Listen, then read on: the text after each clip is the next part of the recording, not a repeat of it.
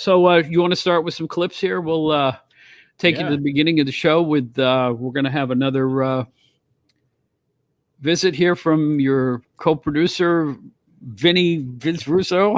Vinny Russo, Vincent. And Vinny you're going to talk about the Booster Club and the newsletter, and we'll talk about that on the other end of this, right? Okay, bro. Let's do it. All right, bro. And I want to introduce our executive producer and co-editor of Pro Wrestling Spotlight Weekly, Mr. Vince Russo. Vince, how are you tonight? I'm okay, John. The newsletter's going fine. I just want to thank the fans out there, and I want to tell them to keep their subscriptions coming in, and we'll keep the news going out.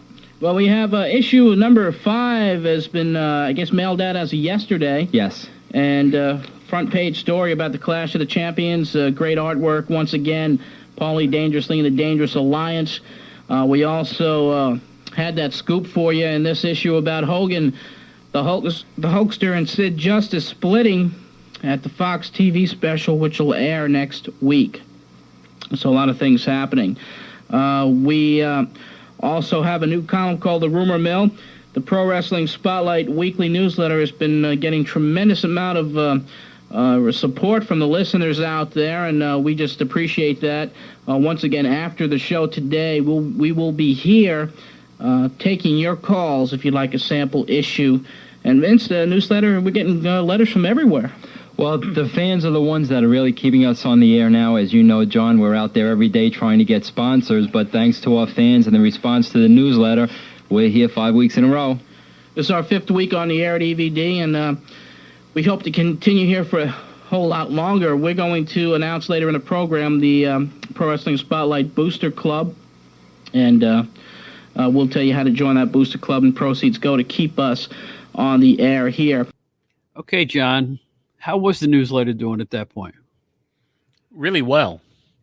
I mean, the subscriptions were coming in fast and furious, and people were digging what we were putting out. We had a big audience, and people were responding. We gave away a lot of free issues in the beginning. Well, that was my next question. Did people stay past their sample? Well, I mean, yeah, people were sending money in because I found out. I never knew the exact number from Vince, but there was a lot of people. And then when we had the split, he went on and did his own newsletter. Then I started one. It was just a big mess, but there were a lot of people that were subscribing at this point. I got to be honest with you. I think I only saw the first issue. Were you sending them to our office? I don't even remember. We did have a list of comps, and I'm sure that we were sending them out to the offices there in Rockville Center. Yeah, that's right. I remember. You know what? I'm remembering it now because of the artwork. Yeah, the artwork was fabulous. Really cool artwork in the thing. Always the cover always had a nice photograph and illustration, I guess you would call it. And that was kind of a staple of the newsletter. And then it was funny because when Vince started his own up, the week after we had split and he did his own, I think it was issue number 13. And it was all about rats and pictures of me, like a big fat guy with dark glasses, and Phil Muchnick. And it was just kind of a whole different direction. And the fans were up in arms. They did not like it. And he only did like 2. And then I came back and started it up again, and I was trying to appease everybody that had subscribed and then got his and didn't want his anymore, and then it was just a mess. It really becomes a big mess in less than 2 months from now. Wow. But at the timing of this show, you guys were getting along at this juncture, were you?